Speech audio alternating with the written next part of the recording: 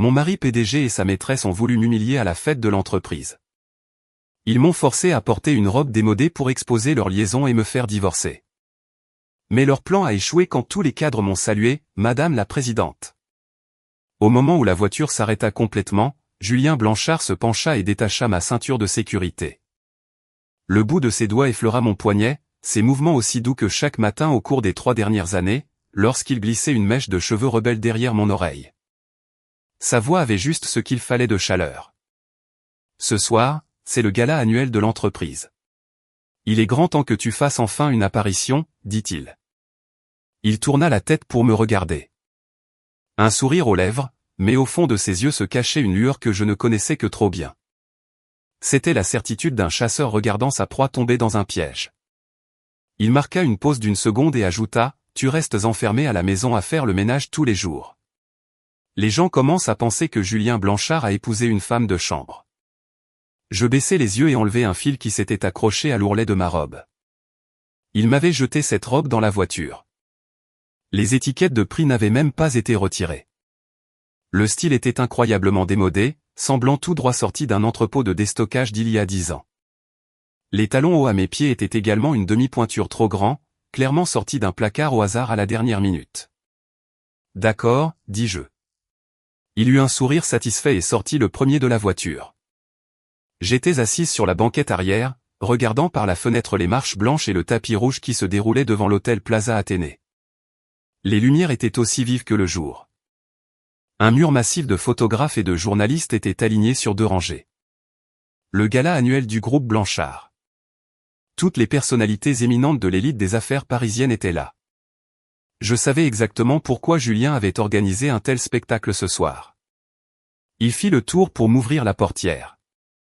En se penchant, il parla à un volume que moi seul pouvais entendre. Une fois à l'intérieur, ne dis pas un mot de travers. Suis-moi, c'est tout. Ne me mets pas dans l'embarras. Je ne fis aucun bruit. Portant ses talons mal ajustés, je sortis de la voiture.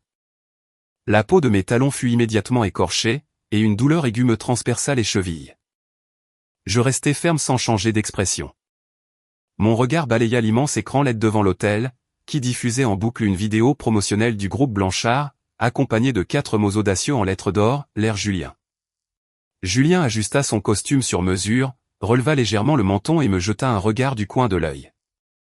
La courbe de ses lèvres était lourde de sens. Il avait attendu ce jour pendant 3 ans. Il y a 3 ans, il m'avait épousé uniquement parce que mes parents étaient morts et avaient laissé derrière eux un héritage et quelques propriétés. Le lendemain de notre mariage, il m'avait fait signer une pile de documents. Je lui faisais confiance à l'époque et les avais signés sans lire un seul mot. Ce n'est que plus tard que j'ai découvert que ces documents transféraient l'intégralité des actifs à mon nom sur le sien. À partir de ce moment, je suis devenu un fantôme absolu dans la maison Blanchard, faisant la lessive, la cuisine, le ménage, les servant aux petits soins. La mère de Julien, Marguerite Blanchard, avait un jour dit cette phrase devant une salle pleine de parents, « C'est juste une orpheline sans le sou. » Pouvoir épouser un Blanchard est la chose la plus chanceuse qui lui soit jamais arrivée. Elle devrait s'estimer heureuse chaque jour. Quel statut pourrait-elle bien demander? Pendant 3 ans, je n'ai jamais rien dit. Ce n'était pas par peur. Le moment n'était tout simplement pas encore venu. À cet instant, je suivis Julien sur le tapis rouge. Les flashs des médias crépitèrent comme des pétards, tous dirigés vers lui. Le PDG du groupe Blanchard, 32 ans, valant plus de 2 milliards d'euros, et rayonnant de triomphe. Je marchais un demi-pas derrière lui, attirant aussi peu l'attention qu'un bouton bon marché sur son costume. En entrant dans la salle de banquet, la lumière des lustres en cristal se déversait. La salle était remplie de robes de créateurs et de smokings sur mesure. Dès que Julien entra, il fut entouré d'une foule d'élites de la défense. Il tenait une flûte de champagne, riant et parlant sans effort, sans jamais se retourner vers moi. Je me tenais dans un coin, la peau écorchée de mes talons me brûlant d'une douleur ardente.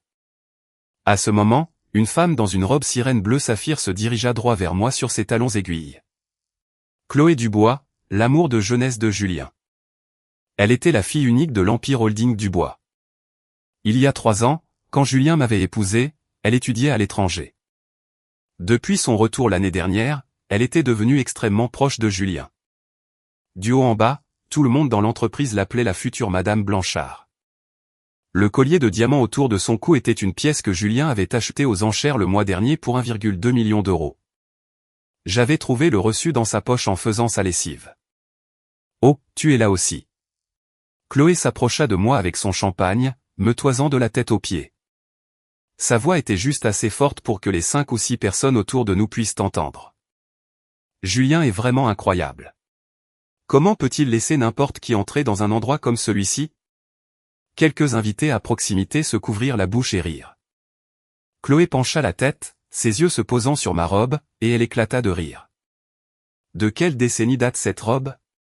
Ma chérie, tu ne l'as pas sortie du grenier de ta grand-mère, j'espère?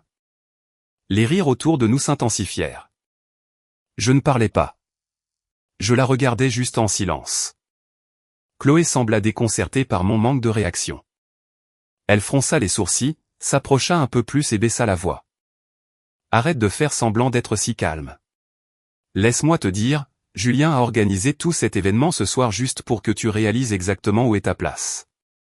Plus tard, tous les hauts dirigeants de l'entreprise vont monter sur scène pour porter un toast. Julien va me présenter devant tout le monde. Assieds-toi simplement à l'arrière et regarde bien. Si tu sais ce qui est bon pour toi, rentre chez toi et signe les papiers du divorce toi-même. Épargne-toi l'embarras de rendre les choses trop laides. Avec un mouvement de cheveux triomphant, elle se tourna et alla s'asseoir à la table VIP à l'avant. Je m'appuyai contre un pilier, regardai les chaussures qui torturaient mes pieds, et eus soudain envie de rire. Julien voulait en effet que je voie ma place ce soir.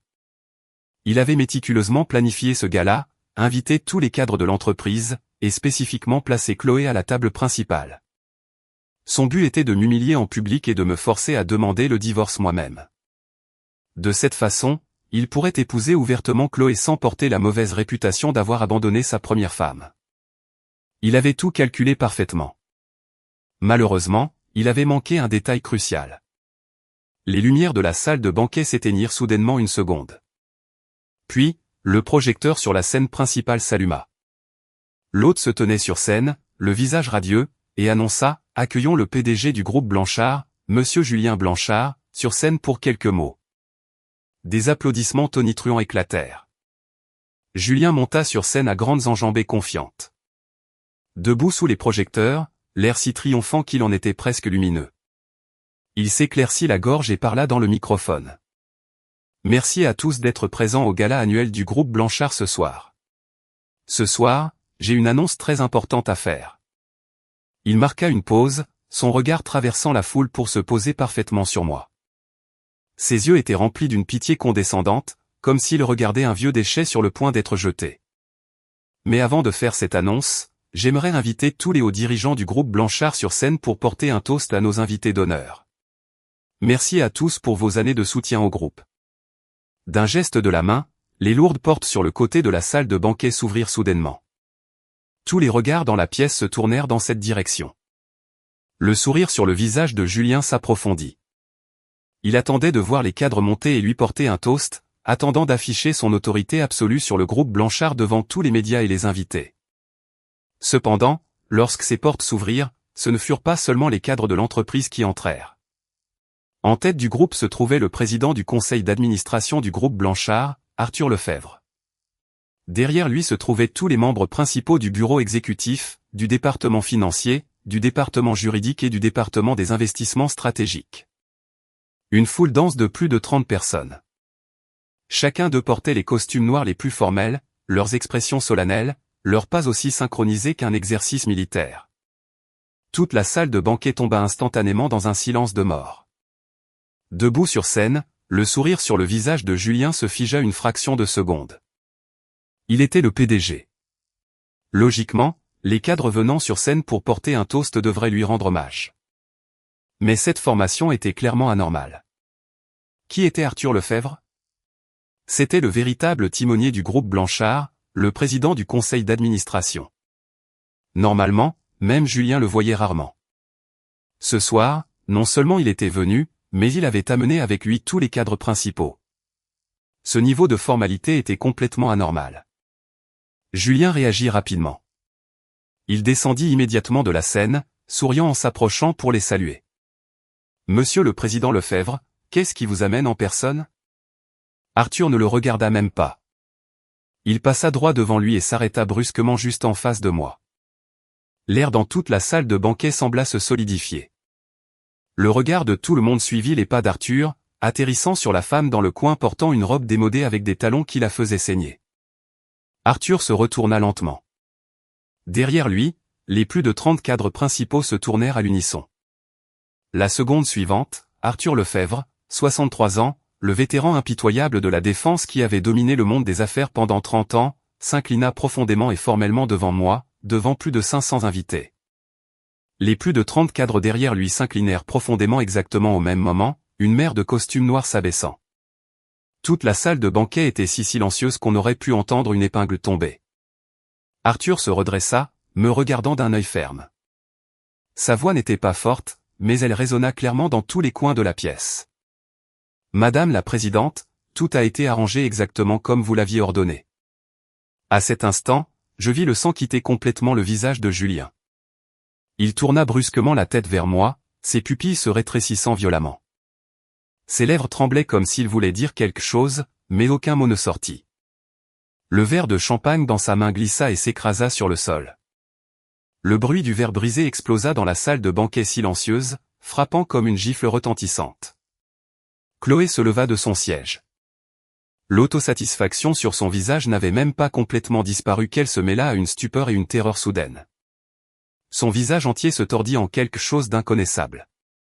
Les yeux de chaque invité dans la pièce étaient fixés sur moi. D'innombrables regards étaient remplis de choc, de confusion et d'incrédulité totale. Je me penchai et enlevai ses talons au mal ajustés, posant mes pieds nus sur le sol en marbre. Le contact glacial se propagea de la plante de mes pieds, rendant chaque nerf de mon corps limpide. Puis je levai la tête, croisai les yeux remplis d'horreur de Julien et esquissai un sourire. 3 ans. Ce soir, il était temps de régler les comptes. Le silence de mort dans la salle de banquet dura 10 secondes entières. Pendant ces 10 secondes, l'expression sur le visage de chacun semblait avoir été figée dans la glace. Chloé se tenait près de la table VIP, la bouche entr'ouverte, la flûte de champagne dans sa main inclinée, et le vin se déversait sur le côté du verre, dégoulinant sur son collier de diamants à 2 millions. Elle ne le remarqua même pas. Les invités environnants étaient complètement abasourdis. Quelqu'un laissa tomber une fourchette sur une assiette, produisant un tintement sec qui sonna exceptionnellement dur. Julien fut le premier à bouger. Il se précipita vers moi à grandes enjambées, ses chaussures en cuir écrasant le verre brisé et produisant un son craquant. Son visage n'était plus pâle. Il était d'un vert maladif. Les veines de son front battaient violemment. Ses yeux pleins d'une incrédulité absolue. Il attrapa le bras d'Arthur, sa voix était gardée très basse, mais il ne pouvait pas réprimer la rage qui était sur le point d'exploser. Monsieur le président Lefebvre, que signifie tout ceci? Comment l'avez-vous appelé? Arthur retira son bras de l'emprise de Julien sans expression. Ses mouvements étaient lents, ses yeux aussi froids que l'acier en plein hiver. Monsieur Blanchard. Le ton d'Arthur était strictement professionnel, articulant chaque mot. S'il vous plaît, tenez compte de l'occasion. Tenir compte de l'occasion? La voix de Julien monta soudainement d'un ton. Il se retourna et me pointa du doigt, son doigt presque planté dans mon visage. C'est ma femme. Elle est restée à la maison à faire la lessive pendant 3 ans. Elle a cuisiné pendant 3 ans. Vous avez amené toute l'équipe de direction de l'entreprise ici pour vous incliner devant elle. Arthur, êtes-vous devenu sénile? Dès que ces mots sortirent, quelqu'un parmi les cadres derrière Arthur halta. Arthur ne se mit pas en colère. Il recula simplement d'un demi-pas, tournant légèrement son corps pour révéler les plus de 30 cadres derrière lui, puis parla mot à mot.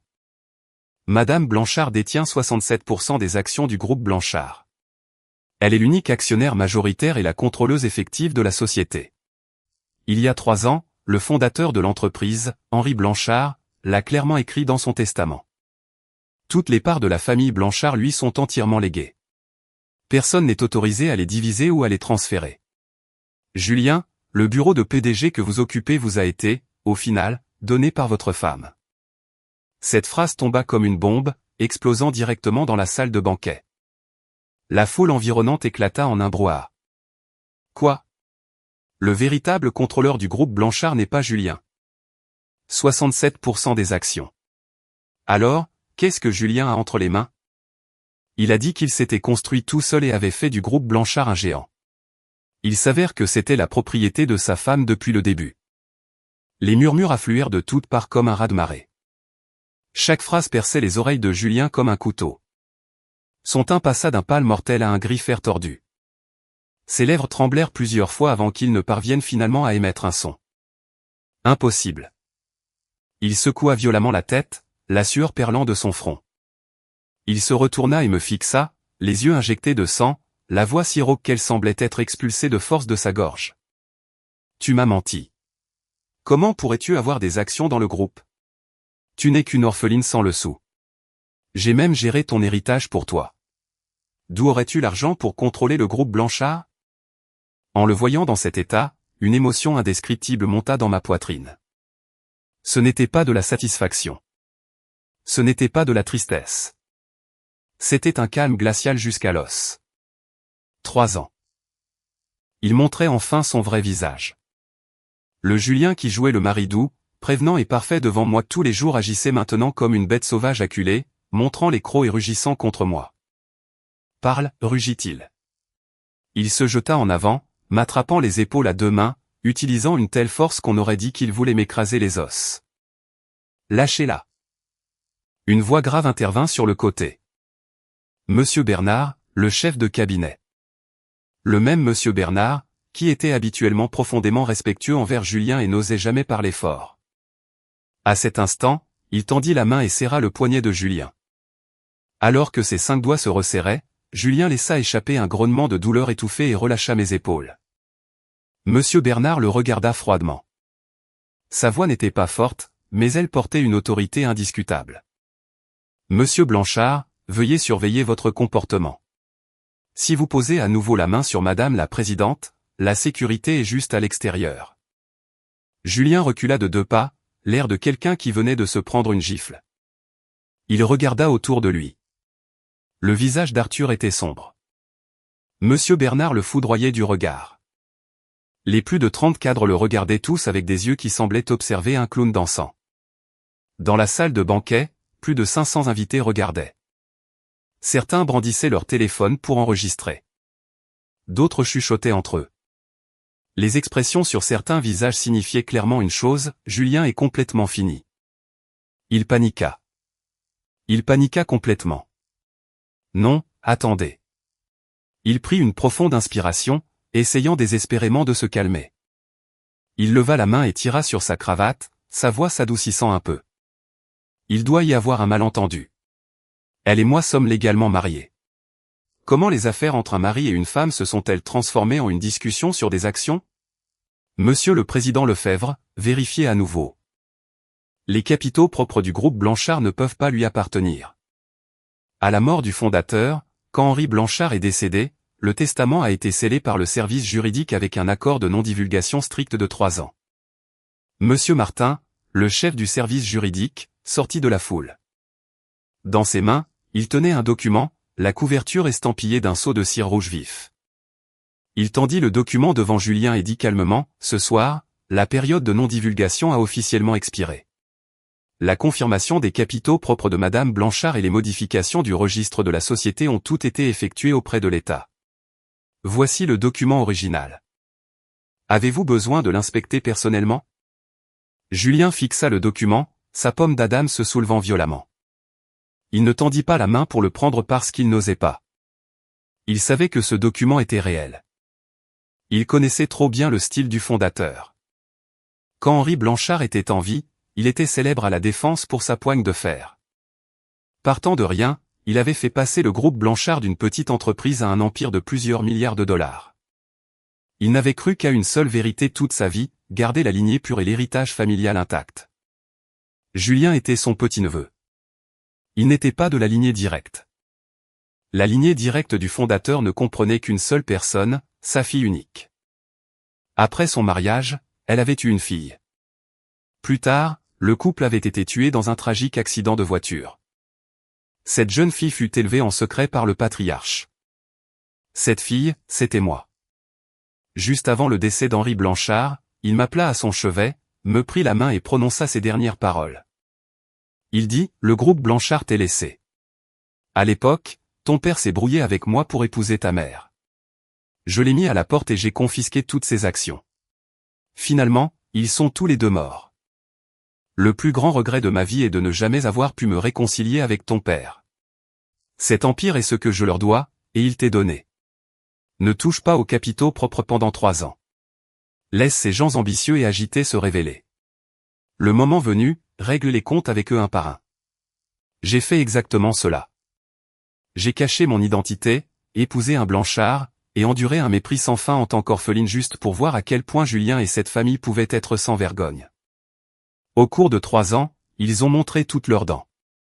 Ils ont commis tous les actes cruels imaginables, et maintenant le compte à rebours était terminé.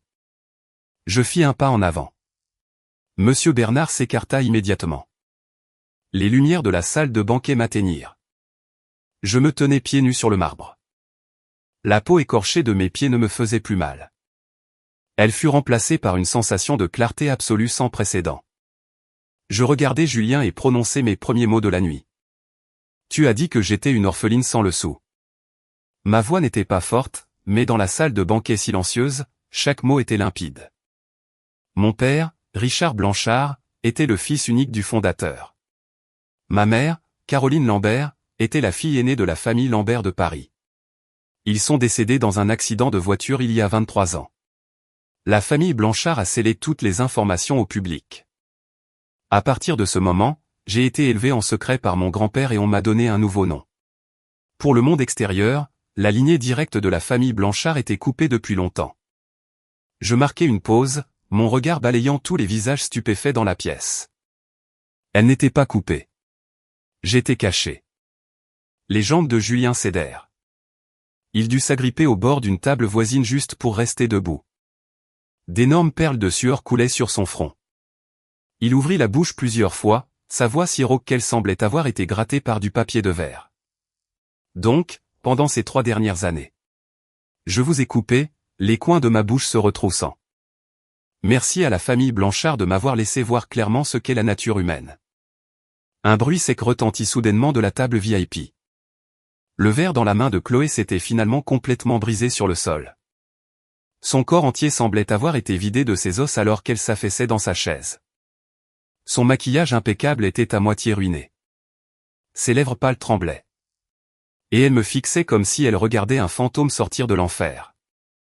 Bien sûr, elle était terrifiée. Elle savait mieux que quiconque comment elle m'avait traité au cours des 3 dernières années. Pendant les vacances et les réunions de famille Blanchard, elle s'asseyait à la table principale en tant que bonne amie de Julien pendant que je faisais la vaisselle dans la cuisine. Pour son anniversaire, Julien lui a offert un collier à 1,2 million. Pour mon anniversaire de mariage, je n'ai même pas reçu une seule fleur. Elle a posté une photo d'elle et de Julien se tenant la main sur Instagram avec la légende « Tu es le meilleur », attirant une pluie de j'aime de la part des parents de la famille Blanchard. Quelqu'un a commenté en disant « Tu seras bientôt officiellement Madame Blanchard », et elle a répondu avec un émoji timide. Je me souvenais de chacune de ses dettes. Je me retournai, mon regard tombant sur son visage. Chloé se leva d'un bond comme si elle avait été électrocutée. Ses lèvres tremblèrent longtemps avant qu'elle ne parvienne à articuler une phrase. « Qu'est-ce que tu veux ?» Je ne répondis pas. Je regardais simplement Monsieur Bernard. Monsieur Bernard comprit parfaitement.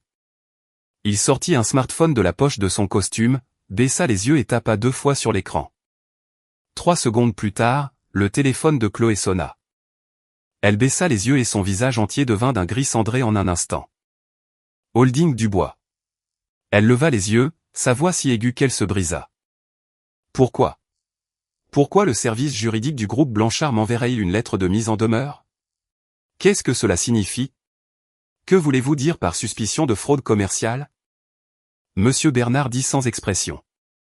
Au cours des 2 dernières années, Holding Dubois a détourné des fonds du groupe Blanchard par le biais de faux registres comptables pour un total de 3,5 millions d'euros. Le service juridique a obtenu toutes les preuves. Mademoiselle Dubois, l'avis juridique n'est que la première étape. Demain matin, l'AMF et le fisc lanceront une enquête simultanée sur les comptes de votre famille. Chloé avait l'air d'avoir été frappée par la foudre. Elle resta là, raide comme une planche, la bouche s'ouvrant et se fermant, s'ouvrant et se fermant. Finalement, elle laissa échapper un halètement et s'effondra sur son siège. Julien tourna brusquement la tête pour regarder Chloé, puis se retourna pour me regarder. L'expression sur son visage passait frénétiquement de l'horreur à la fureur et à la terreur absolue. Il réalisa enfin une chose. Ce soir n'était pas son spectacle. Ce soir était son tribunal. Chloé resta paralysée sur sa chaise pendant exactement 3 respirations avant de sursauter à nouveau. Son visage devint rouge vif, les larmes emplissant ses yeux. Ses lèvres tremblaient, mais le ressentiment et la méchanceté dans ses yeux brûlaient si fort qu'ils auraient pu incendier toute la salle de banquet. Elle serra fermement son téléphone, l'avis juridique brillant toujours sur l'écran. Elle fracassa le téléphone sur la table et chargea de 2 pas vers moi. « Pour qui te prends-tu » Sa voix faillit lui déchirer la gorge. Des larmes coulaient sur son visage, mais ce n'étaient pas des larmes de chagrin. C'étaient des larmes de pure rage désespérée. De quel droit enquêtes-tu sur l'entreprise de ma famille? Tu n'es qu'une fraude qui s'est introduite dans la famille Blanchard. Tu penses qu'inventer une histoire sur tes origines va me faire peur? Mon père est en affaires depuis 20 ans. Les Dubois dirigent une société légitime. Tu n'es qu'une femme au foyer à garde qui a passé 3 ans à faire la lessive. Qu'est-ce qui te fait croire que tu peux détruire la famille Dubois d'un seul mot? En disant cela, elle tourna violemment la tête pour regarder Julien.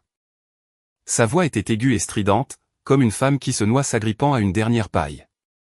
Julien, dis quelque chose. N'as-tu pas dit que tu allais divorcer d'elle ce soir? N'as-tu pas dit que le groupe Blanchard était à toi? Dis-moi que ce n'est pas réel. Dis-le-moi maintenant. Julien se tenait à 3 pas d'elle. Son visage cendré, ses lèvres pressées en une ligne fine et serrée. Il ne bougeait pas. Il ne parlait pas parce qu'il ne pouvait même pas se sauver lui-même. En le voyant rester silencieux, la dernière lueur d'espoir dans les yeux de Chloé s'éteignit. Elle tourna son visage vers moi. Cette pure méchanceté me frappa de plein fouet, consumant toute sa terreur et sa panique antérieure, ne laissant que la folie pure de quelqu'un qui n'a plus rien à perdre. Très bien. Elle serra les dents et laissa échapper un rire. Sa voix fluctuait sauvagement, sonnant comme une corde d'arc tendue à sa limite absolue, prête à se rompre à tout moment. Tu es puissante. Tu as les actions. Tant mieux pour toi. Mais souviens-toi de ceci, le mariage de Julien avec toi était réel. Et ses sentiments pour moi sont réels aussi. Tu penses que tu peux écraser les sentiments juste en utilisant tes actions pour écraser les gens? Pendant que tu jouais la bête de somme à la maison pendant 3 ans, tu n'as jamais entendu un seul mot qu'il me murmurait à l'oreille. Il disait que chaque fois qu'il te regardait, il se sentait mal. Il disait que tu sentais constamment la graisse de cuisine. Il disait que t'épouser était la pire erreur de sa vie. Chloé, ferme-la, rugit soudainement Julien, son visage complètement tordu. Pourquoi devrais-je me taire? Chloé se tourna violemment vers lui, les larmes coulant sur son visage, mais un sourire aux lèvres. Elle avait l'air complètement désaxée. Tu as peur. Tu as peur maintenant. Qu'est-ce que tu m'as dit avant? As-tu oublié? Tu as dit qu'elle n'était qu'un tremplin. Tu as dit qu'une fois que tu aurais complètement transféré tous ses actifs, tu la jetterais à la rue et m'épouserais. Tu as dit ces mots toi-même. Tu ne te souviens pas. Des halètements résonnèrent continuellement dans la foule. Le mur de photographes des médias les visa tous. Les flashs des appareils photo se déchaînèrent en une vague aveuglante.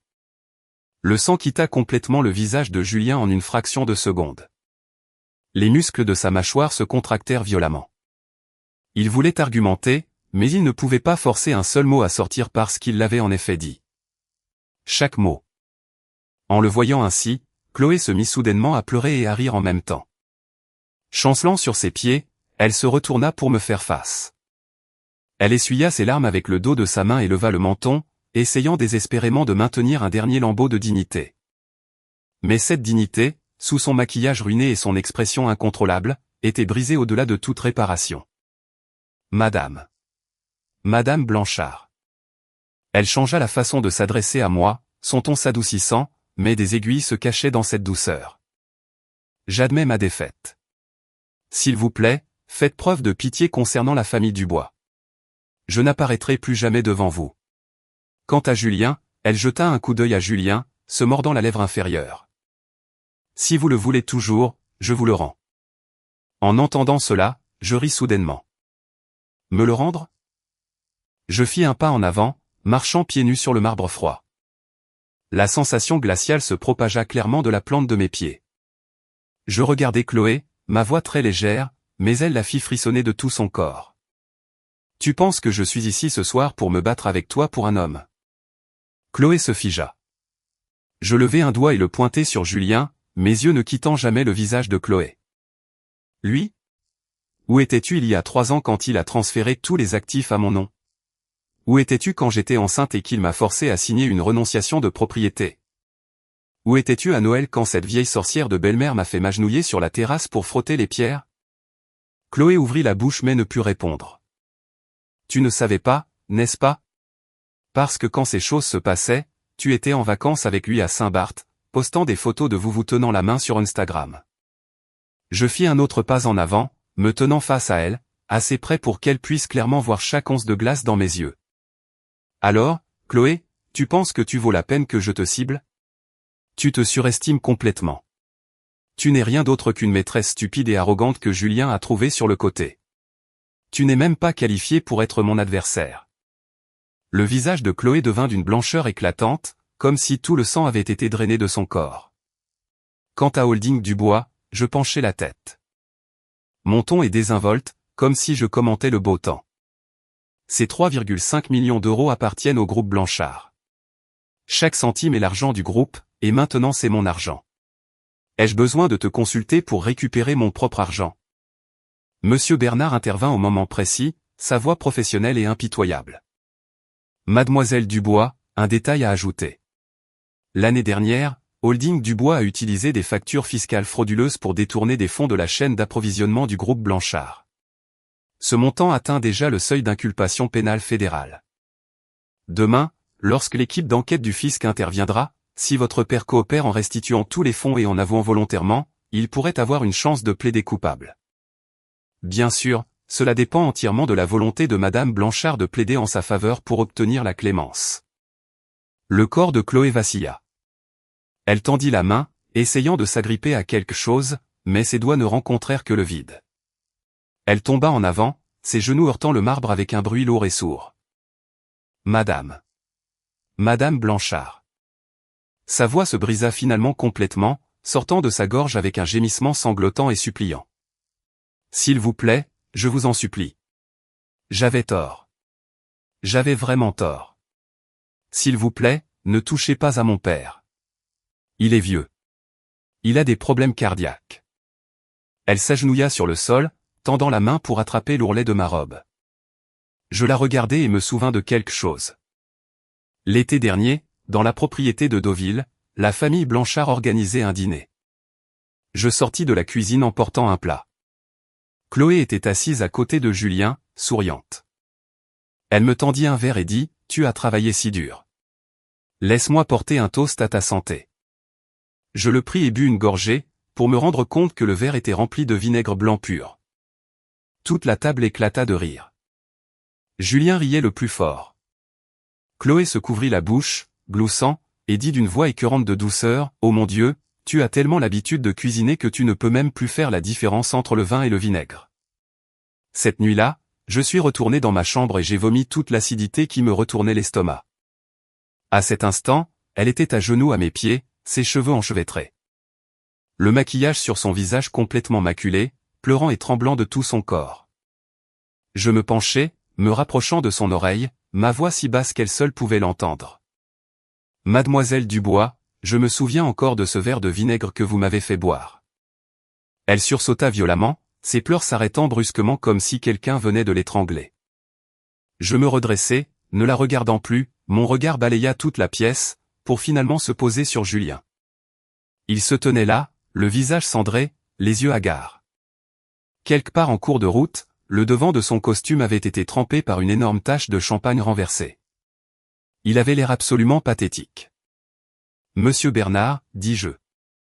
Donnez-moi les documents. » Monsieur Bernard sortit immédiatement une enveloppe Kraft de sa mallette et me la tendit à 2 mains. L'enveloppe n'était pas épaisse, mais la tenir avait un poids lourd et substantiel. Quand Julien vit cette enveloppe, ses pupilles se contractèrent brusquement, comme s'il sentait ce qui allait arriver. Qu'est-ce que c'est? Sa voix était rauque, presque inaudible. Je l'ignorais. J'ouvris l'enveloppe et en sortis une pile de documents. L'en-tête de la toute première page comportait 2 mots en gras et en noir. Contrat DE divorce, Julien. Je tins le document en l'air, lui permettant de le voir parfaitement sous les lumières. Il y a 3 ans, tu m'as fait signer une pile de papiers et tu as transféré tous mes biens. Ce soir, c'est à mon tour de te faire signer. Il fixa ce contrat de divorce. Sa pomme d'Adam se souleva et s'abaissa violemment. Les muscles de son visage se contractèrent. Tu as préparé ça il y a longtemps. J'ai préparé ça pendant 3 ans. Je claquai le contrat de divorce sur la table. Bang. Les invités environnants reculèrent tous inconsciemment d'un demi-pas. Signe-le maintenant. Julien regarda le contrat, puis leva les yeux vers moi. Une faible lueur d'espoir désespéré brilla dans ses yeux. Il se lécha les lèvres gercées, baissant la voix, tentant un dernier test. Et si je refuse de signer? Je souris. Tu n'as pas à le signer. Je tournai le contrat à la dernière page et pointai une ligne en petits caractères tout en bas. Alors nous procéderons selon cette clause. Si le contrat est rejeté, un litige commencera. À ce moment-là, le groupe Blanchard poursuivra tous les fonds que vous avez illégalement transférés de la société au cours des 3 dernières années. Cela inclut les 6 transactions distinctes que vous avez détournées sous le titre de PDG, pour un total exact de 15 millions d'euros. Julien recula violemment, comme si quelqu'un lui avait donné un violent coup de poing dans la poitrine. Son dos heurta un pilier avec un bruit sourd. 15 millions d'euros? Impossible. Je n'ai pas fait ça. Que vous l'ayez fait ou non, c'est au registre du service juridique de le décider. Monsieur Martin intervint calmement sur le côté. Une épaisse pile de registres était apparue comme par magie dans ses mains, la couverture estampillée du sceau du groupe Blanchard. Monsieur Blanchard, chaque transaction que vous avez autorisée au cours des 3 dernières années, Madame Blanchard nous a demandé d'en conserver une trace séparée. Julien fixa cette pile de registres. Ses lèvres bougèrent légèrement, mais finalement, il ne put dire un mot. Il s'appuya contre le pilier comme si tous les os avaient été retirés de son corps, glissant centimètre par centimètre jusqu'à ce que le bas de son dos heurte la base du pilier et qu'il ne puisse plus glisser. Un silence absolu emplit la pièce. 500 invités, plus de 30 cadres, une douzaine de caméras de médias. Tout le monde attendait sa réponse. Julien s'appuyait contre le pilier, sa poitrine se soulevant violemment. La sueur trempait ses cheveux, les collant à son front. Il avait l'air de sortir d'une rivière. Il fixa le contrat de divorce sur la table, ses yeux si rouges qu'il semblait prêt à saigner. Pourtant, il hésitait à tendre la main pour le prendre. Je ne signerai pas. Il força ces 3 mots à travers des dents serrées. Sa voix était basse et rauque, semblant être broyée du plus profond de sa gorge. Il utilisa sa main pour se pousser du pilier. Se redressant lentement, il tira sur sa cravate de travers, essayant désespérément de retrouver une partie de la prestance d'un PDG. Mais tirer sur la cravate ne fit que la rendre plus de travers, la laissant ressembler à un nœud coulant suspendu à son cou. 15 millions d'euros. Vous dites ce que vous voulez. Il laissa échapper un rire froid. Mais le rire était tremblant, même la fin en tremblait. Je n'ai pas détourné un seul centime des fonds de l'entreprise. Chaque dépense est documentée. Si vous voulez me piéger, trouvez une meilleure excuse. Il balaya du regard les cadres présents, essayant de trouver une seule personne dans la foule qui se tiendrait à ses côtés. Ses yeux passèrent d'un visage à l'autre. Le visage d'Arthur Lefèvre était sombre. Monsieur Bernard était aussi froid que le gel. Monsieur Martin ne le regardait même pas. Plus de 30 visages. Pas une seule paire d'yeux ne croisa son regard. Monsieur le président Lefèvre. Il refusa d'abandonner, adoucissant sa voix en un plaidoyer maladif et désespéré. Vous vous êtes battu aux côtés du fondateur pendant 30 ans pour bâtir cet empire. Dites-moi la vérité. Tout cela est-il réel? Ce n'est qu'une jeune femme d'une vingtaine d'années. Comment pourrait-elle détenir 67% des actions? Le testament du fondateur a été scellé personnellement par moi. Monsieur Martin remonta ses lunettes, une trace de pitié dans sa voix. Julien, arrêtez de vous tromper. Madame Blanchard a finalisé l'enregistrement des capitaux propres il y a 3 ans. Il n'a simplement pas été divulgué publiquement pendant la période de non-divulgation. Au cours de ces 3 années, chaque centime que vous avez déplacé au sein de l'entreprise, chaque document que vous avez signé, Madame Blanchard savait tout. Le visage de Julien s'effondra entièrement. Je tirai la chaise devant la table VIP et m'assis. J'étalai le contrat de divorce sur la table, pris un stylo de Monsieur Bernard et le posai à côté des papiers. Puis j'ouvris la première page du gros registre et commençai à lire.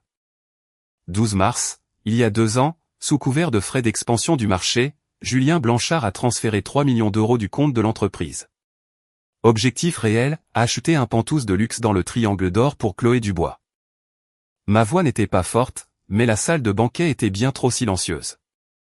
Si silencieuse que chaque mot agissait comme un clou, s'enfonçant dans les oreilles de toutes les personnes présentes. Chloé, qui était toujours affalée sur le sol, releva brusquement la tête à cette phrase, la toute dernière trace de couleur quittant son visage.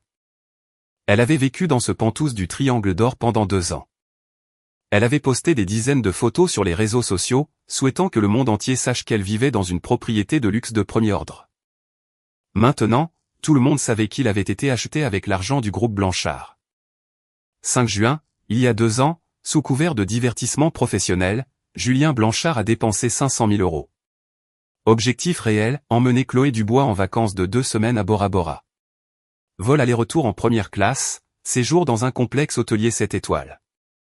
Chaque repas, boisson et dépenses a été facturé au compte de l'entreprise. Les lèvres de Julien tremblaient, sa gorge laissant échapper un halètement. 18 janvier, l'année dernière, sous couvert de prime annuelle, Julien Blanchard a transféré 3 millions d'euros sur son compte personnel. Le mémo indiquait « Prime de performance spéciale du PDG ». Je levai les yeux vers Arthur Lefebvre.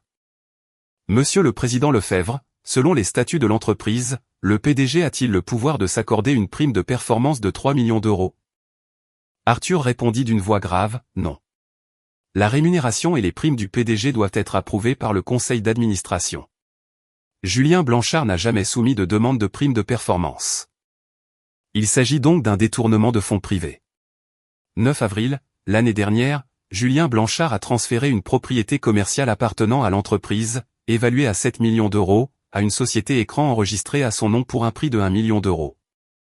Une différence de 6 millions d'euros s'est volatilisée. Parmi les invités observateurs, des halètements discrets retentirent. Acheter un actif de 7 millions d'euros pour 1 million n'était pas une manœuvre commerciale. C'était un vol en plein jour. 23 août, l'année dernière.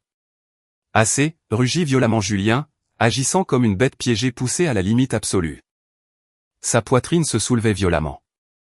Ses 2 mains serrées en poing, ses jointures devenant blanches. Il me fixa, les yeux injectés de sang, ses lèvres tremblant longtemps avant qu'il ne parvienne à articuler les mots. Qu'est-ce que tu veux exactement ? Ne te l'ai-je pas dit ? Signe-le. Je tapotai le contrat de divorce sur la table avec le stylo. Toc, 3 sons secs. Signe ceci et je peux choisir de ne pas engager de poursuite pénale pour ces registres. Refuse de signer, et demain matin à l'ouverture des tribunaux, tous ces dossiers seront soumis comme preuve. 15 millions d'euros de détournement de fonds d'entreprise. Julien, calcule toi-même combien d'années de prison fédérale tu risques. Tout son corps sursauta violemment. Nous sommes mariés. Il se jeta soudainement en avant, claquant ses 2 mains sur le bord de la table. Il approcha son visage très près, sa voix frénétique et chaotique, portant un désespoir maladif. Entre mari et femme, n'y a-t-il rien que nous ne puissions négocier ? As-tu oublié ce que tu as dit le jour de notre mariage ?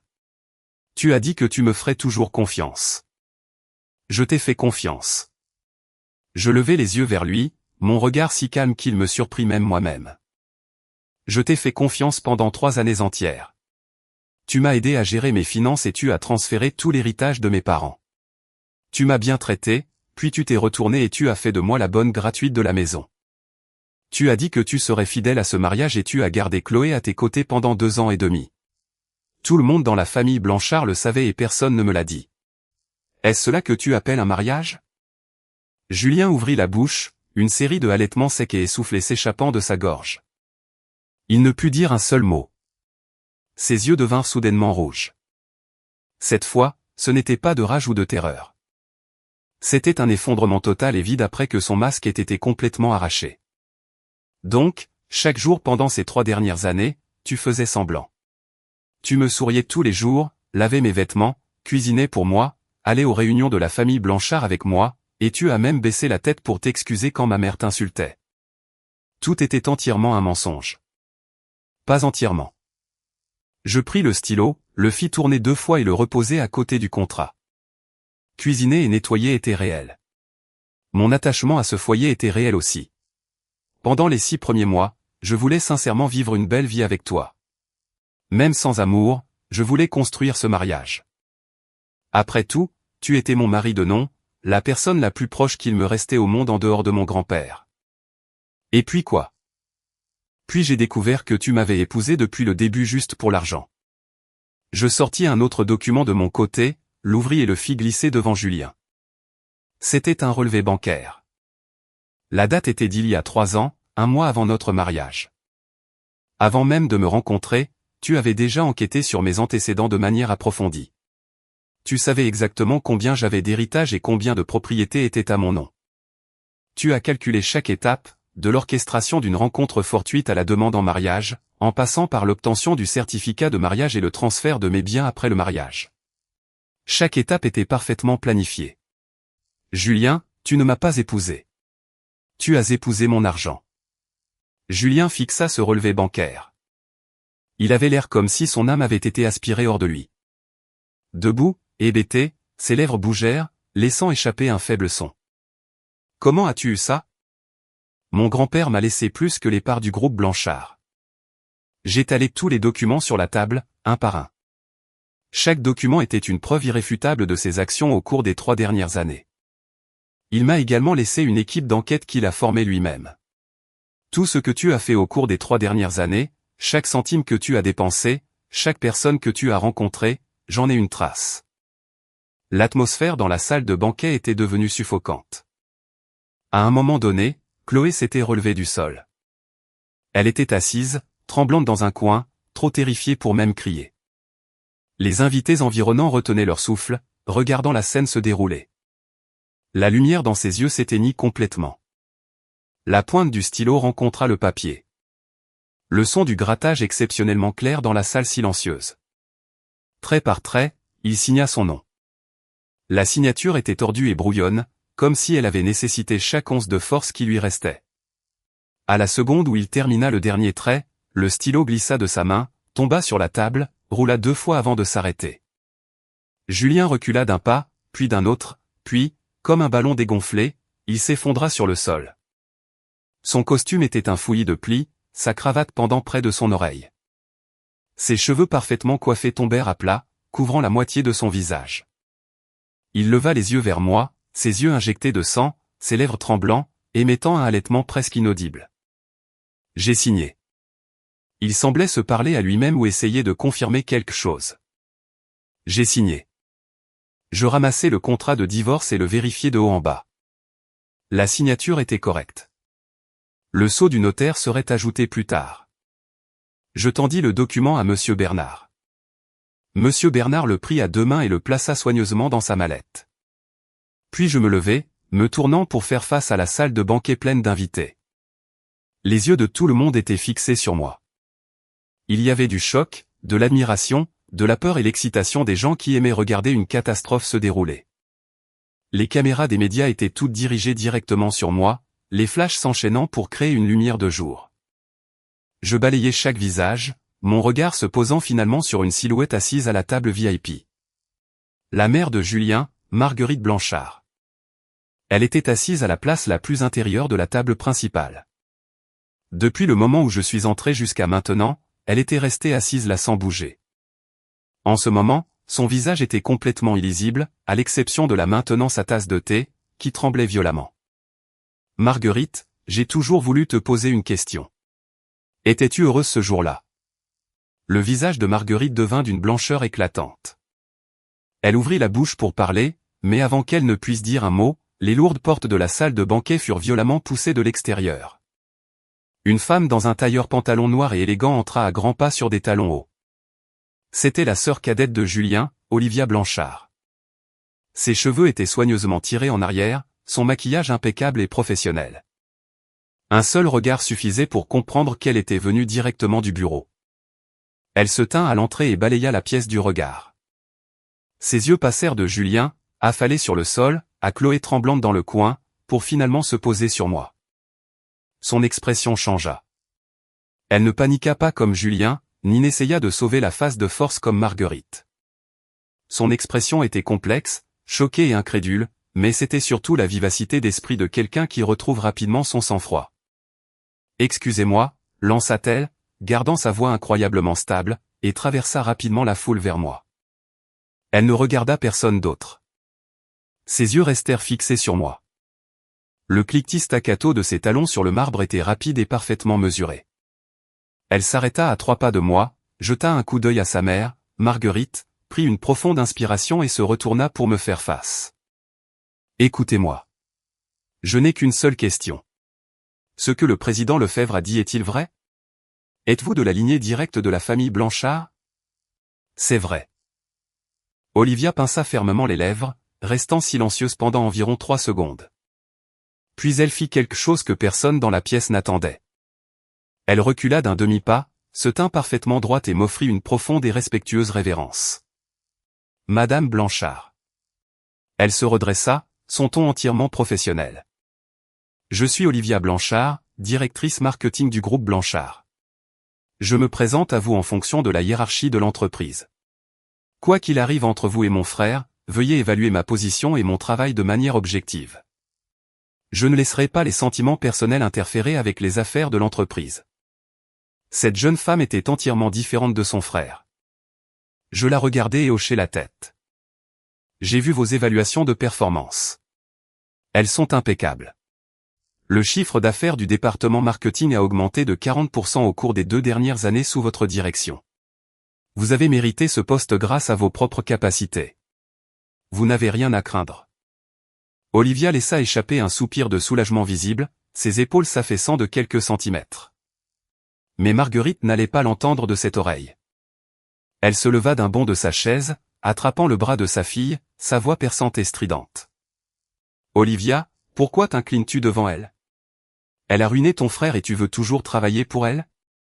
As-tu perdu la tête? Maman. » Olivia se tourna pour regarder sa mère, gardant sa voix basse mais ferme. « Que tu veuilles l'admettre ou non, les actions de l'entreprise sont entre ses mains. C'est un fait. Je gagne ma vie grâce à mes propres compétences.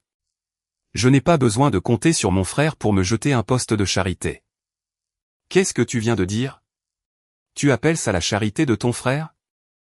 Marguerite réagit comme un chat à qui on aurait marché sur la queue, sa voix montant d'une octave. Sais-tu à quel point ton frère tient à toi? Quand tu as été diplômé, qui t'a fait entrer chez Blanchard? Qui a accéléré ta carrière? Et maintenant, tu lui tournes le dos et tu te ranges de son côté. Olivia Blanchard, n'as-tu pas de conscience? Olivia ne discuta pas avec elle. Elle regarda simplement sa mère en silence. Sa voix était très douce. « Maman, quand j'ai rejoint le groupe Blanchard, il m'a effectivement placé, mais plus tard, il m'a retiré 3 comptes majeurs pour les donner à ses relations chez Holding Dubois, me laissant complètement à l'écart du département marketing pendant 6 mois. Je ne t'ai jamais parlé de ces choses. » Marguerite se figea. Après avoir dit cela, Olivia ne prononça plus un mot. Elle recula et alla se tenir avec le groupe de cadres de l'entreprise. Sa position était exceptionnellement claire. Elle ne prenait pas parti dans une querelle de famille. Elle se tenait aux côtés du groupe Blanchard. Marguerite se tenait complètement seule à la table VIP, adossée à une table pleine de mets rares, entourée de centaines de paires d'yeux la fixant. Sa poitrine se soulevait violemment. Le collier de perles autour de son cou tremblait à chaque respiration. L'expression de son visage passa de la fureur à la stupéfaction, et de la stupéfaction à une panique chancelante et effritée. Elle réalisa enfin que le ciel au-dessus de sa tête s'était effondré. Il y a 3 ans, lorsque son mari est décédé et que son fils Julien a repris l'Empire, elle est passée du statut de simple femme au foyer à celui de grande matriarche de la famille Blanchard en un seul bond. Elle voyageait en voiture privée. Pendant les vacances, des dizaines de parents faisaient la queue pour lui présenter leur respect. Partout où elle allait, les gens l'appelaient Madame Blanchard. Elle pensait que tout cela avait été gagné par le génie de son fils. Elle pensait que Julien était celui qui soutenait le ciel au-dessus du groupe Blanchard. Maintenant, elle comprenait. La personne qui soutenait ce ciel était la belle-fille qu'elle avait délibérément tourmentée et humiliée de toutes les manières possibles pendant 3 ans. Ses mains se mirent à trembler, de ses doigts jusqu'à ses épaules. Sa tasse de thé claqua contre sa soucoupe. Elle se tourna lentement pour me regarder, ses lèvres tremblant à plusieurs reprises. Avant même qu'elle puisse parler, les larmes coulèrent les premières. Madame. Madame Blanchard. Elle changea finalement sa façon de s'adresser à moi. Ces 2 mots tombèrent de sa bouche comme s'ils avaient dû être réduits en poussière avant qu'elle ne puisse les cracher. Ses genoux cédèrent soudainement, son corps basculant en avant. Elle s'agrippa à la table pour ne pas s'effondrer complètement. C'est ma faute. Tout est de ma faute. C'est moi qui ai encouragé Julien à t'épouser. C'est moi qui lui ai dit de transférer ton argent. C'est tout moi. Une mère terrible. Si tu veux punir quelqu'un, punis-moi. N'envoie pas Julien en prison. C'est mon seul fils. Je t'en supplie. En disant cela, elle agrippa le bord de la table, ses jointures devenant blanches. Puis, sous les yeux de plus de 500 invités, Marguerite Blanchard plia les genoux et, lentement, centimètre par centimètre, s'affaissa sur le sol, l'ourlet de sa robe de créateur pressé contre le marbre. Elle s'agenouilla là, des mèches de cheveux se détachant et s'accrochant à ses tempes trempées de sueur. Elle leva les yeux vers moi, ses larmes ruinant son maquillage, laissant 2 traînées sombres sur son visage. Ses lèvres tremblaient, sa voix si rauque qu'elle semblait sortir d'un soufflet cassé. Madame Blanchard, s'il vous plaît, laissez partir Julien. Je m'inclinerai jusqu'au sol pour vous. En disant cela, elle commença réellement à se pencher en avant pour presser son front contre le sol. Je tendis la main et la saisis par les épaules. Marguerite sursauta violemment, levant les yeux vers moi. Une faible lueur d'espoir brilla dans ses yeux embués de larmes. Je me penchai, me rapprochant de son oreille. Ma voix était très légère, si claire qu'elle seule pouvait l'entendre, aussi douce qu'un murmure. Marguerite, te souviens-tu de la veille de Noël de l'année dernière? J'étais enceinte de 5 mois. Tu m'as fait porter 3 lourdes caisses de pommes de la cave à la cuisine toute seule. J'ai trébuché et je suis tombé lourdement dans les escaliers.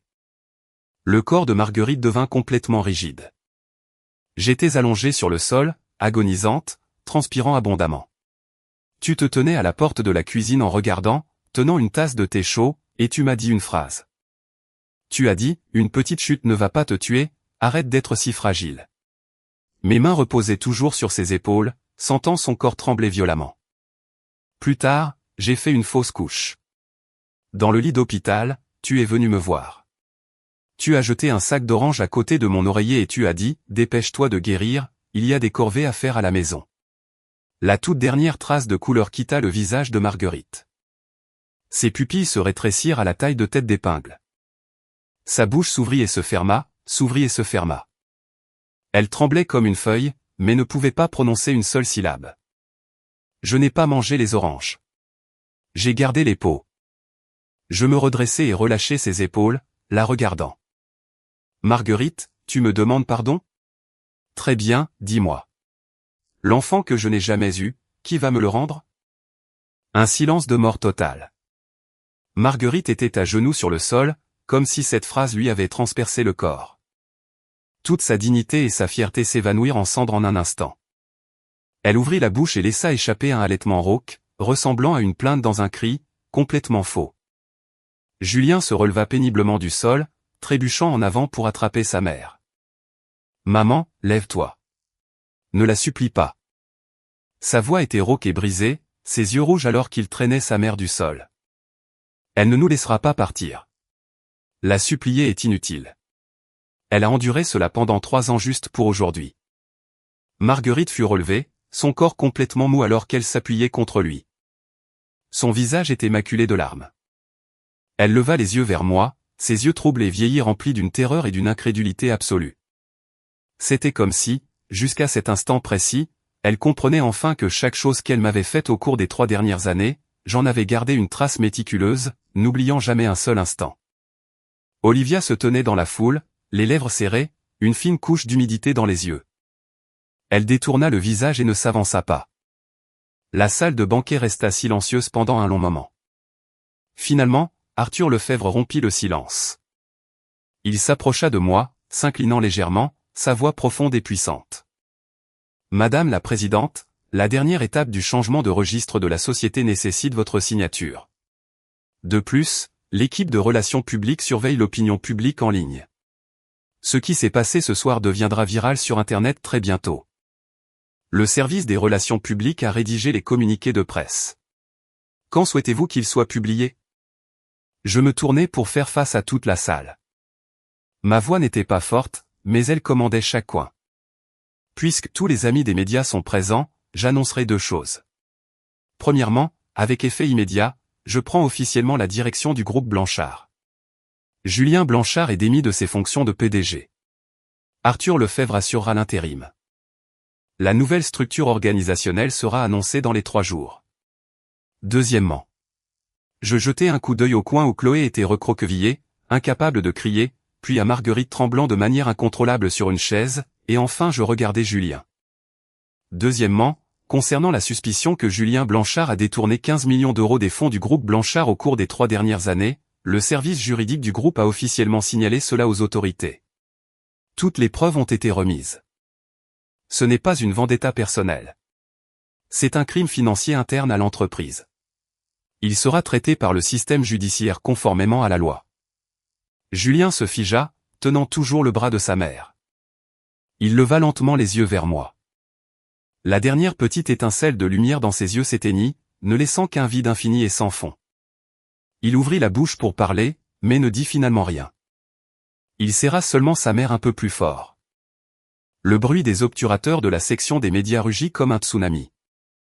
Julien aida sa mère à s'asseoir sur une chaise. Marguerite s'y affala comme si son âme avait été enlevée, marmonnant quelque chose à voix basse, fixant d'un air absent le motif de la nappe. Elle n'osait regarder personne. Olivia s'approcha, s'accroupit devant sa mère et lui tint la main. Marguerite ne réagit pas. Elle tremblait juste mécaniquement. Julien se redressa et se tourna pour me regarder.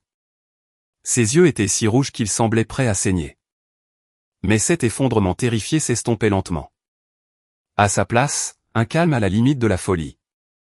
Il leva la main, arracha complètement sa cravate de travers et la jeta par terre. Puis il déboutonna sa veste de costume, l'enleva et la jeta sur une chaise. Le dos de sa chemise était trempé de sueur, collant à sa peau et laissant des marques humides évidentes. « Tu as fini ?» Il me regarda, sa voix n'étant plus tremblante. « Tu as fini, alors. C'est à mon tour de parler. » Il fit 2 pas en avant. Il était assez proche pour que je puisse sentir l'odeur de sueur mélangée à l'alcool qui émanait de lui. Il ne leva pas la main, mais il me regarda de haut. Ce regard était exactement le même qu'il y a 3 ans quand il m'avait piégé pour que je signe les accords de transfert de biens. Complètement confiant, profondément calculateur.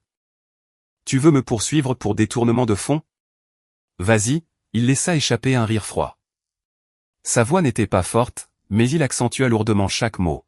« Mais laisse-moi te rappeler une chose.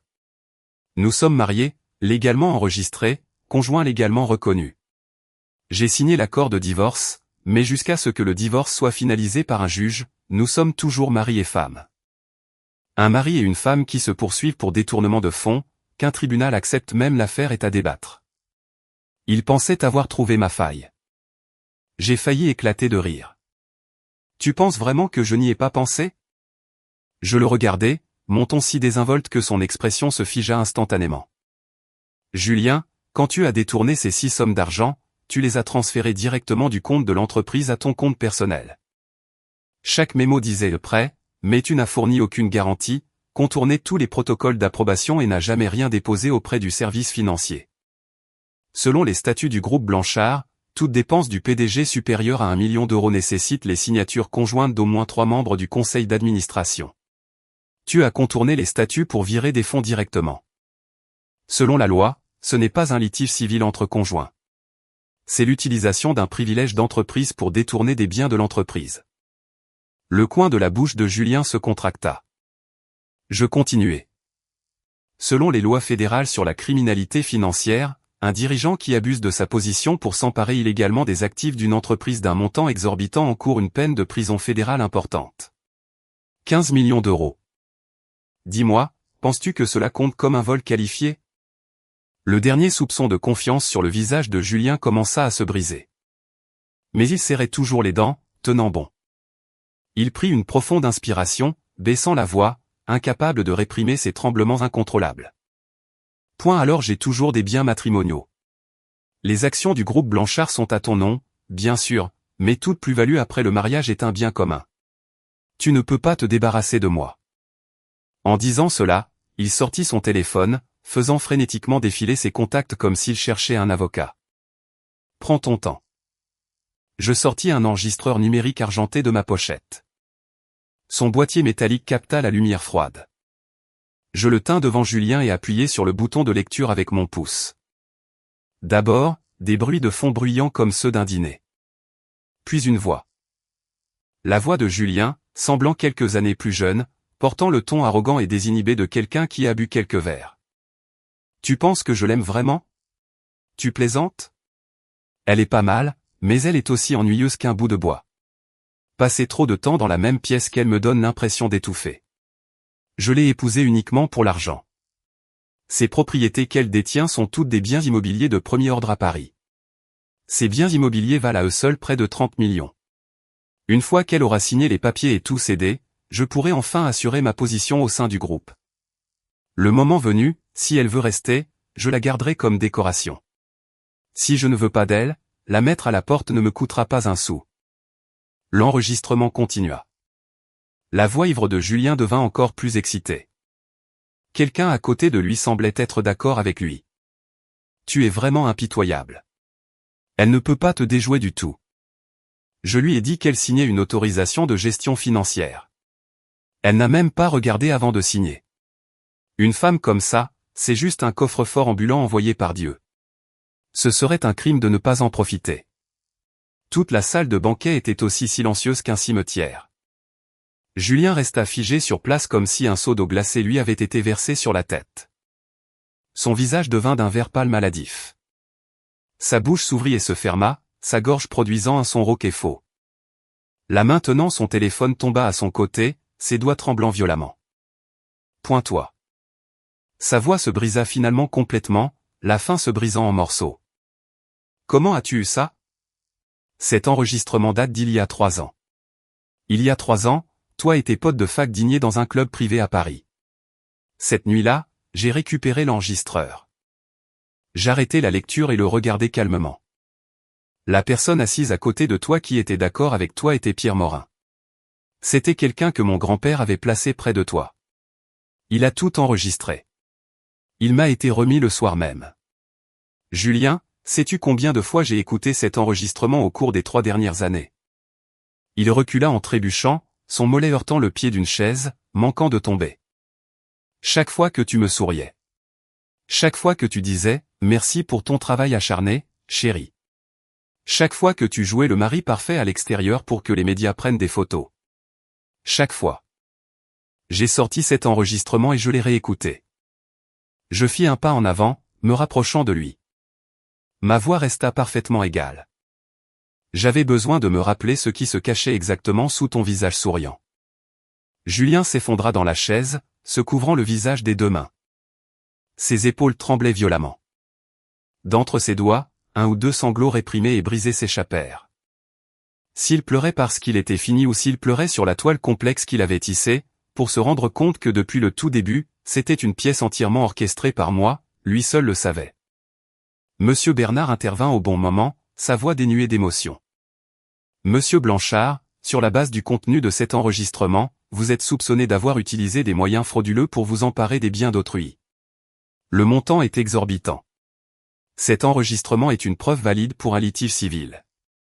Il peut également servir de preuve corroborante cruciale dans une affaire pénale. Je vous suggère de contacter un avocat de la défense dès que possible. Julien garda le visage couvert, complètement immobile. Les invités environnants avaient depuis longtemps abandonné leur dignité. Le bourdonnement des chuchotements résonnait dans la salle. Certains enregistraient encore sur leur téléphone. D'autres se levaient discrètement et se glissaient dehors, ne voulant rien avoir à faire avec ce désastre. Les journalistes financiers de la section des médias étaient tous rouges d'excitation, pointant leur caméra directement sur la chaise où Julien était affalé. Ils avaient recueilli suffisamment de matière ce soir pour dominer les premières pages demain. Dans le coin, Chloé avait disparu à un moment donné. Elle s'est probablement faufilée par une porte latérale lorsque l'attention de tout le monde était sur Julien. Peu importait qu'elle s'enfuit. L'affaire contre Holding Dubois entrerait dans le système juridique dès demain matin. Elle pouvait courir, mais l'entreprise ne le pouvait pas. Marguerite était toujours affalée sur sa chaise, mais elle avait cessé de marmonner. Elle fixait d'un air absent son fils, ses lèvres tremblants, ses yeux si secs qu'elle ne pouvait plus verser une autre larme. Olivia était accroupie devant elle, lui tenant la main, et du début à la fin, ne s'est jamais retournée pour regarder Julien. À ce moment-là, un groupe de personnes sortit soudainement du couloir à côté de la table VIP. À leur tête se trouvaient des agents en costume sombre et en coupe-vent, des badges brillants sous les lumières, la brigade financière. 6 agents entrèrent dans la salle de banquet, leurs pas vifs et synchronisés, se dirigeant droit vers la table principale. Le murmure dans la salle de banquet disparut complètement en un instant. L'agent principal s'approcha de la table VIP, balaya la pièce du regard et se fixa finalement sur Julien. Il sortit un document de sa veste et le déplia. Sa voix était profonde et autoritaire. Julien Blanchard, sur la base de l'enquête préliminaire des autorités, vous êtes soupçonné d'avoir utilisé votre position au sein de l'entreprise pour détourner des fonds de l'entreprise. Le montant est exceptionnellement élevé. Ceci est un mandat d'arrêt. Veuillez coopérer et nous accompagner pour un interrogatoire. Julien leva la tête de ses mains quand il vit ce document portant le sceau de l'État. La toute dernière trace d'humanité quitta son visage. Il ouvrit la bouche, ne fit aucun son et hocha simplement la tête d'un air absent. 2 agents s'avancèrent, se tenant de chaque côté de lui. Ils ne lui mirent pas les menottes, mais leur positionnement rendit tout clair. Julien se leva, ses jambes si faibles qu'il pouvait à peine tenir debout. L'agent à côté de lui tendit la main et le stabilisa. Il avança en trébuchant. En passant devant moi, il s'arrêta soudainement. Il se tourna pour me regarder, ses yeux gonflés et rouges, ses lèvres pâles. Sa voix semblait avoir été raclée sur du béton. Au cours de ces 3 dernières années, y a-t-il eu un seul jour où tes sentiments étaient réels? Je croisai son regard et ne répondis pas. Ils étaient réels. Pendant les 6 premiers mois, je voulais sincèrement vivre une belle vie avec lui. Même repenser à ces fragments de temps maintenant provoquait une douleur sourde dans ma poitrine. Pas pour lui, mais pour la version stupide de moi-même qu'il avait réellement cru. Mais je n'avais aucune envie de lui dire ces mots. Julien attendit un moment. Quand il ne reçut aucune réponse, il baissa les yeux. Le coin de sa bouche se tordit en une courbe brisée, semblant vouloir sourire et pleurer en même temps. Puis il fut escorté par les 2 agents. À travers la foule, à travers ces lourdes portes, disparaissant au bout du couloir. Marguerite laissa enfin échapper une plainte. Ce son était aigu, comme le hurlement angoissant de quelqu'un qui venait d'être poignardé au poumon. Olivia enlaça sa mère de ses bras, pressant le visage de Marguerite contre son épaule, refusant de la laisser regarder la direction dans laquelle Julien était parti. Les invités de la salle de banquet commencèrent enfin à partir en masse. Personne n'osa s'approcher et parler. Personne n'osa me regarder dans les yeux. Ils gardaient tous la tête baissée, marchant rapidement vers la sortie. Les journalistes se précipitèrent, désespérés de m'interviewer, mais furent entièrement bloqués par Monsieur Bernard et l'équipe de sécurité. Monsieur Bernard se tenait devant moi, répétant la même phrase à chaque caméra. Le groupe Blanchard tiendra une conférence de presse demain matin. Toutes les questions des médias recevront une réponse. Puis je me tournai et me dirigeai vers le salon latéral. Arthur Lefebvre suivait derrière moi, rapportant 3 points. Les procédures finales pour le changement de registre de la société seront signées demain matin. Les communiqués de presse du service des relations publiques ont été diffusés sur Internet. Les moniteurs de sentiments montrent que l'opinion publique est entièrement de notre côté. Les internautes déterrent toutes les casseroles de Julien et de la famille Dubois. Dans les échanges après la clôture, l'action du groupe Blanchard a déjà commencé à grimper. Je hochai la tête et poussai la porte du salon. Au moment où la porte se referma, tout le bruit fut enfermé à l'extérieur. La pièce était très silencieuse. La bouche de climatisation bourdonnait doucement. Je me dirigeai vers la fenêtre, tirez les rideaux et regardez les millions de lumières de la ligne d'horizon de Paris. 3 ans. Dans le reflet de la vitre, je me vis pieds nus. Mes cheveux légèrement en désordre. Une faible lueur dans mes yeux. Étaient-ce des larmes ou les lumières de la ville? Je ne pouvais même pas le dire. Mais au moins, chaque lumière ce soir illuminait la vérité.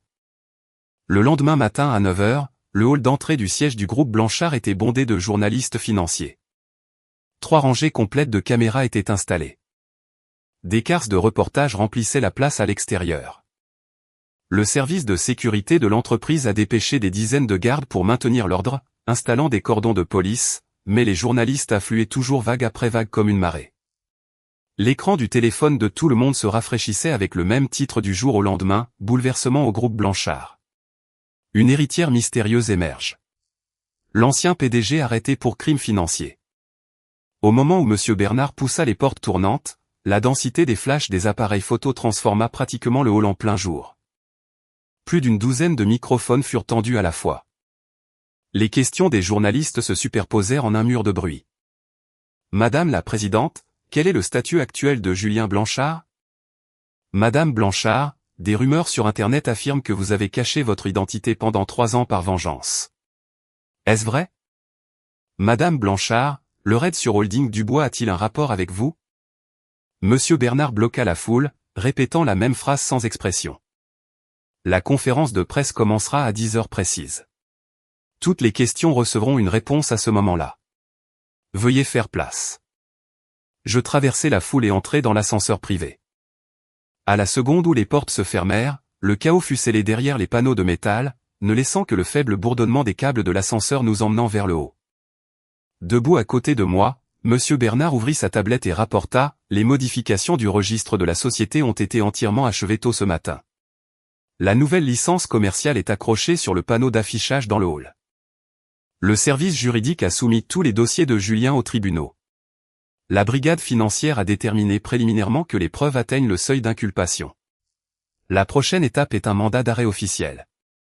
De plus, il y a une demi-heure, une vague de fermes de bots et de trolls internet payés a tenté de blanchir Julien en ligne, affirmant que vous l'aviez piégé par malveillance.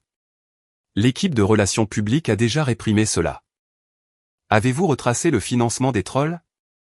Monsieur Bernard marqua une pause, le coin de sa bouche se contractant légèrement. Nous l'avons fait. Les fonds provenaient du compte personnel de Marguerite Blanchard. Elle a payé 30 000 €. Cette vieille femme essaie toujours de se battre pour son fils à ce stade. Ignorez-la. Je regardais les chiffres qui défilaient sur l'écran de l'ascenseur, ma voix plate. Conservez toutes les preuves des fermes de bots. S'ils insistent, signalez-le directement à la police. Déposer de fausses plaintes et la diffamation sont également des infractions pénales. Compris. L'ascenseur s'arrêta au dernier étage. Les portes s'ouvrirent. Les doubles portes de la salle du conseil d'administration du groupe Blanchard étaient directement en face de la rangée d'ascenseurs. Le long du couloir, des portraits de tous les anciens présidents du groupe Blanchard étaient accrochés au mur. Le tout premier portrait était celui d'Henri Blanchard, chemise blanche, costume noir, des yeux de faucon. Les coins de sa bouche légèrement relevés, semblant sourire, tout en scrutant simultanément chaque personne qui entrait dans cette salle. Je me tins devant le portrait pendant quelques secondes. Arthur Lefebvre mena tout le conseil d'administration hors de la salle pour m'accueillir. Une foule dense forma 2 rangées. Il tendit un document à 2 mains. La couverture était estampillée de lettres d'or en gras, confirmation des capitaux propres du groupe Blanchard et nomination du nouveau président. Madame Blanchard, toutes les procédures légales sont terminées. La voix d'Arthur tenait un respect plus profond et plus sincère que la nuit précédente. À partir d'aujourd'hui, vous êtes l'unique contrôleuse du groupe Blanchard. Vous détenez 67% des actions et possédez un droit de veto au conseil d'administration. Les 32 filiales et les 7 holdings cotés en bourse sous la direction du groupe sont toutes sous votre juridiction directe. Madame la Présidente, il insista lourdement sur les 2 derniers mots. Je pris la lettre de nomination et tournai à la première page. Une copie du testament de mon grand-père était glissée juste à l'avant. Le papier était légèrement jauni, mais l'encre était toujours d'une clarté cristalline. La dernière ligne du testament était de la propre écriture du vieil homme. Des traits vifs et puissants qui semblaient percer le papier. L'héritage centenaire du groupe Blanchard est confié à ma petite-fille. Défends cet empire comme tu défendrais une forteresse. Ne montre jamais de pitié à tes ennemis. Le bout de mes doigts s'attarda un moment sur cette ligne de texte. Allons-y, dis-je. Je fermai le dossier et poussai les portes de la salle du conseil. Les deux côtés de la longue table de conférence étaient bondés. Les directeurs généraux de 32 filiales, les PDG de cette holdings cotée en bourse, les chefs de département du siège social, plus de 50 personnes au total. La moitié de ces personnes avaient assisté à tout le spectacle dans la salle de banquet la nuit dernière. L'autre moitié était revenue par avion de tout le pays pendant la nuit. En ce moment, chaque visage était empreint d'appréhension et de malaise. Je me dirigeai vers le bout de la table de conférence. Je ne m'assis pas. Je posai mes deux mains sur le bord de la table et balayai du regard chaque visage. Mesdames et messieurs, je n'ai pas besoin de me présenter. Ceux d'entre vous qui étaient présents hier soir ont vu ce qui s'est passé. Ceux qui n'y étaient pas ont vu les nouvelles. Je ne dirai que 3 choses.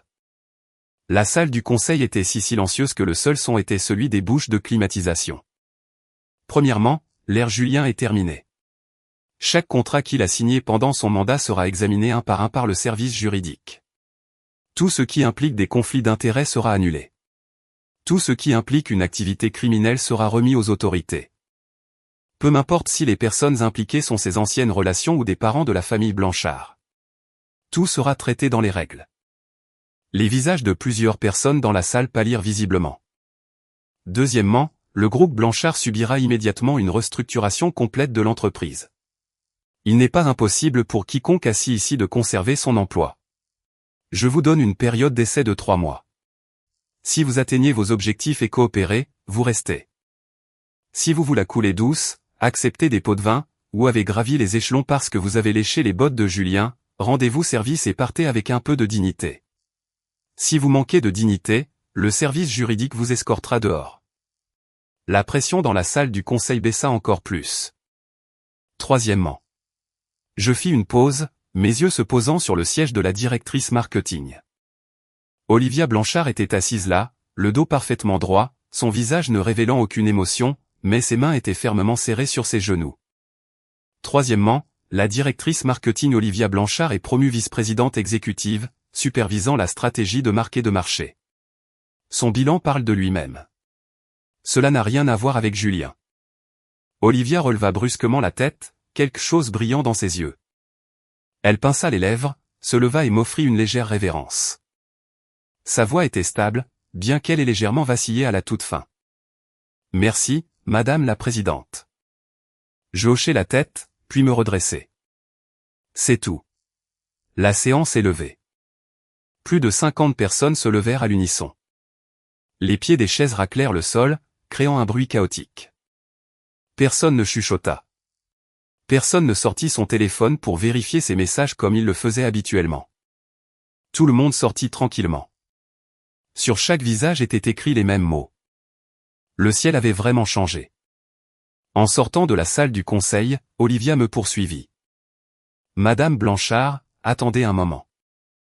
Je me retournai. Elle se tenait dans le couloir, tenant un petit sac en papier, l'air légèrement plus anxieuse que pendant la réunion. Elle se mordit la lèvre inférieure et me tendit le sac. Qu'est-ce que c'est? Ma mère a emballé quelques affaires ce matin et m'a demandé de vous les apporter.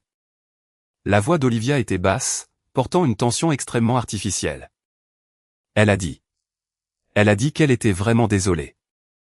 J'ouvris le sac. À l'intérieur se trouvait une petite boîte. J'ouvris la boîte pour trouver un minuscule médaillon en argent. La surface était oxydée et noircie. Gravé dessus se trouvait le mot paix. Ma mère a dit qu'après votre fausse couche il y a 3 ans, elle a demandé à la vieille gouvernante d'aller à la cathédrale Notre-Dame pour le faire bénir. C'était censé être un médaillon de protection pour le bébé. La voix d'Olivia devint de plus en plus basse. Elle a dit qu'elle l'avait toujours gardé, mais qu'elle avait trop peur de vous le donner. Je plaçai le médaillon en argent dans ma paume. Le métal froid pressait contre ma peau.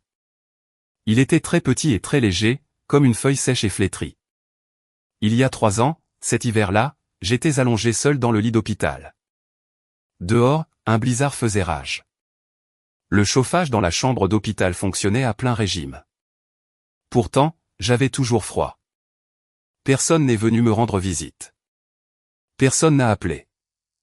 Julien a dit qu'il était en voyage d'affaires et ne pouvait pas rentrer.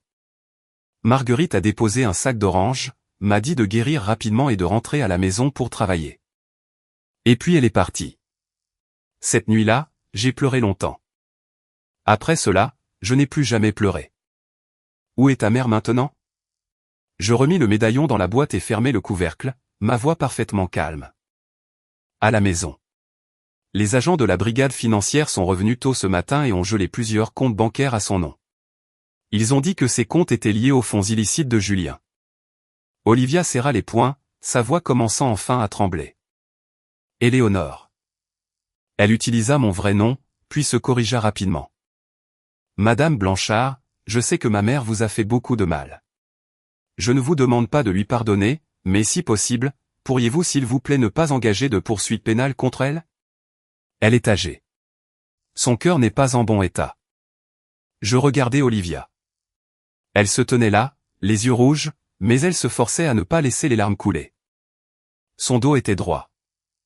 Son ton était suppliant, mais pas servile. Cette jeune femme était en effet entièrement différente du reste de la famille Blanchard. J'accepte le médaillon. Je remis la boîte dans le sac en papier et le rendis à Olivia. Passe un message à ta mère pour moi. Olivia le prit, me regardant nerveusement. Je ne pardonnerai pas ce qui s'est passé, ni n'oublierai. Ma voix était très légère, mais chaque mot était clair. Mais je ne chercherai pas délibérément à me venger d'elle. La responsabilité qu'elle porte sera décidée par la loi. Si ses comptes sont vraiment liés à l'affaire, elle doit coopérer à l'enquête et restituer les fonds. Si elle n'est pas impliquée, les comptes seront naturellement débloqués. Je ne la ciblerai pas individuellement en dehors de l'affaire de Julien. Olivia fut stupéfaite une seconde. Puis elle prit une profonde inspiration, serra le sac en papier contre sa poitrine et hocha vigoureusement la tête. Merci. Sa voix s'étrangla dans un sanglot et elle se tourna et se dirigea rapidement vers l'ascenseur. Je la regardai entrer dans l'ascenseur. Juste avant que les portes ne se ferment, je la vis lever une main pour essuyer le coin de son œil. Des pas s'approchèrent par derrière. Arthur s'approcha en tenant une tablette. Madame la présidente, la conférence de presse est prête. Les journalistes attendent dans l'auditorium du rez-de-chaussée. De plus, il fit glisser l'écran. Il y a 3 minutes, une alerte d'actualité a été diffusée sur Internet. Veuillez jeter un œil. Je pris la tablette. Sur l'écran se trouvait le titre en première page d'un grand média financier grand public. La véritable héritière de l'Empire Blanchard a $1 milliard révélé. Une mystérieuse héritière féminine entre en scène. La lignée directe du fondateur du groupe Blanchard. Sous le titre se trouvait une photo de moi, probablement prise par un photographe lors du gala de la nuit dernière. Sur la photo, je me tenais pieds nus au centre de la salle de banquet, entouré d'une mer de cadres s'inclinant. La lumière frappait mon visage, mon expression illisible, mais ma posture, ma colonne vertébrale parfaitement droite, mon menton légèrement relevé, ressemblait exactement au portrait de mon grand-père accroché dans le couloir. L'article avait déjà des dizaines de milliers de commentaires. Je l'ai parcouru. Commentaire le plus populaire, elle a caché son identité pendant 3 ans, a joué la femme de chambre pour sa belle famille, et il s'avère qu'elle possède la société de plusieurs milliards de dollars. Dans quel genre de scénario de film cette fille vit-elle? Deuxième commentaire, l'ex-mari risque déjà la prison. L'entreprise familiale de la maîtresse est perquisitionnée et la méchante belle-mère a supplié à genoux. Merci. Mon stress est complètement guéri aujourd'hui. Troisième commentaire, suis-je le seul à regarder l'enregistreur vocal dans sa main? Rassembler des preuves chaque jour pendant 3 ans. Cette femme n'est pas seulement impitoyable. Elle a une pure énergie de personnage principal. Je rendis la tablette à Arthur, retroussant légèrement les lèvres. Allons-y. La presse attend. Au moment où les doubles portes de l'auditorium du rez-de-chaussée furent poussées par la sécurité, la vague de flash des appareils photo fut aveuglante. J'entrai chaussé de talons aiguilles. Les talons pointus claquèrent contre le sol en marbre. Clic, clac, clic. Chaque pas était parfaitement stable. J'avais choisi ces chaussures moi-même ce matin. Des escarpins pointus noirs. La coupe était absolument parfaite. Personne ne choisirait plus jamais de chaussures mal ajustées pour moi. Je montai sur l'estrade, posant mes deux mains sur le bord. Mon regard balaya la foule dense de caméras et de journalistes. L'auditorium était bondé. Au premier rang se trouvaient plus d'une douzaine de représentants d'entreprises en costume, pour la plupart des partenaires commerciaux qui étaient venus par avion pendant la nuit pour prêter allégeance. Mesdames et messieurs, je suis la nouvelle présidente du groupe Blanchard. L'auditorium tomba instantanément dans le silence. Aujourd'hui, j'ai 3 annonces à faire. Premièrement, Julien Blanchard a été interpellé par les autorités pour suspicion de détournement de fonds d'entreprise. Le groupe Blanchard coopère pleinement à l'enquête judiciaire et ne fera absolument aucun compromis. Deuxièmement, avec effet immédiat, le groupe Blanchard subira une restructuration complète de sa direction. Le nouvel organigramme sera publié sur le site web de l'entreprise. Pendant mon mandat, le groupe Blanchard n'offrira aucune porte dérobée et n'accordera aucune faveur.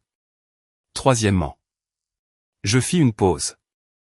Mes yeux regardèrent au-delà des caméras, au-delà de la salle comble de journalistes, et à travers les baies vitrées de l'auditorium. Le soleil matinal de Paris était parfait, frappant la façade en verre du gratte-ciel d'en face, réfléchissant une lumière dorée brillante.